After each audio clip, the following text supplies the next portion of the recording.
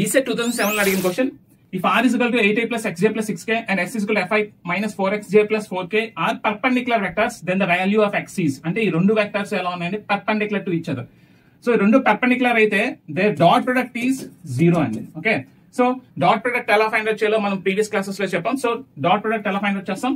So చూడండి, i యొక్క coefficient ఇక్కడ i యొక్క కోఎఫిషియంట్ తో ఇంటూ చేసేయండి. అంటే ఇక్కడ చూడండి ఇది. So 8i plus xj plus 6k into 5i minus 4xj plus 4k is equal to 0. Okay, so ఇక్కడ మనకి డాట్ ప్రొడక్ట్ చేయాలంటే 8 into 5 ఎంత 40 ప్లస్ ఇక్కడ చూడండి x ఇంటూ మైనస్ 4x, ఇక్కడ ప్లస్ x ఇక్కడ మైనస్ 4x అంటే minus 4x square plus 6 into 4 24 is equal to 0.